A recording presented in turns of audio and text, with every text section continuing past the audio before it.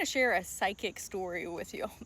So I was doing a client session for somebody the other day, a quantum leap activation, where I go into their Akashic records, and I found something that I wasn't necessarily looking for, and neither was she.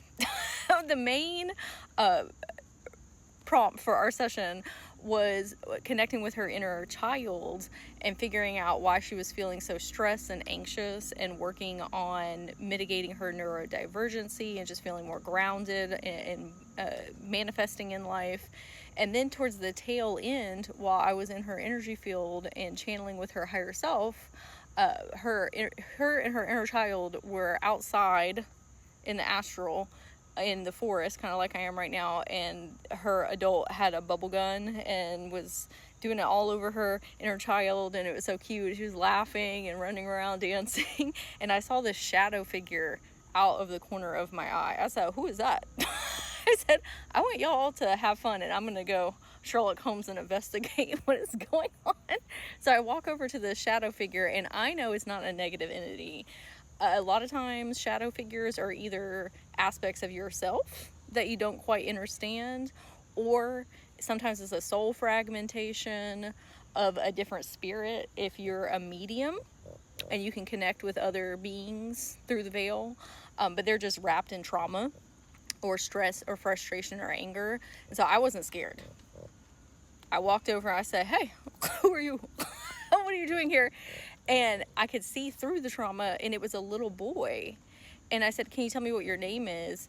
And for confidentiality purposes, we're just going to call him David. Okay, so his name is David. And she gave me permission to share the story, but his name is David.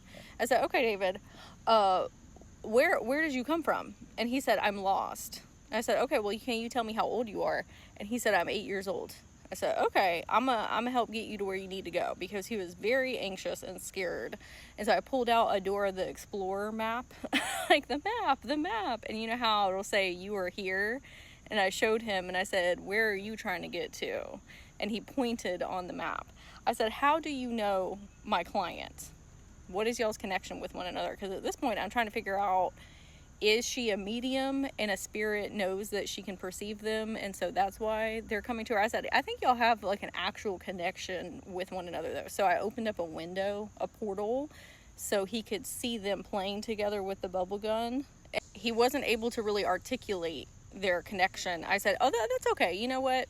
My higher self, she's a guardian of inner children. She's going to embrace you and take you to where you need to go, and that you can tell her all about why you're experiencing anxiety." So after I got done channeling all of that, and then I actually got into the session with my client, and I said, "Hey, do you know anybody named David?" And she was like, "Yeah, I do. Her ex had a son named David, and he had a very tumultuous childhood and was not being taken care of by the dad. And so she kind of took over as a mother figure and helped him through his school years and set him up for a lot of success as an adult." And I said, "Oh, wow." I said, "Okay, what's happening here is he is either going through something in life right now, and because he has a wounded inner child and he sees you as a mother figure, he's energetically reaching out to you for support." I said, "You don't have to reopen those 3D physical connections, but you can kind of do like Reiki and speak over him and say, 'I love you so much. I care for you. You're so smart. You're so intelligent. You're so wise. You got this.'" And just speaking words of affirmation over his inner childs.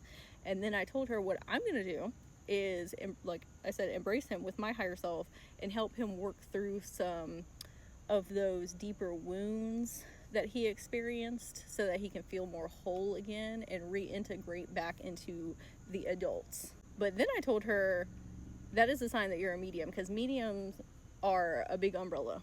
Okay, yes, it's people that have passed on to the other side and pets, but it can also be inner children. It can be different timeline versions. It can be spirit animals. It's literally anything that's kind of on the other side of the veil that is not you. I mean, well, your inner children are you, but it's a different consciousness and a different time. That's getting into timeline jumping. I said, "Oh, we can talk about that in our next session together, about how to develop those skills." But I wanted to share this story as an example of what you could find when you're in somebody else's energy field, if that ever occurs. So you have some questions and some procedures to figure out what's behind that kind of shadow being. We don't always have to just assume it's something ooky spooky scary, if we are grounded and sovereign within ourselves and say, ain't nothing gonna touch me, okay, I am an empowered soul, let me figure out what's really going on here. And then we were able to do a lot of healing for his inner child, and then, you know, my higher self helping him further. So I would love to hear in the comments if this shifted your perspectives. And I'm wishing you a very magical day.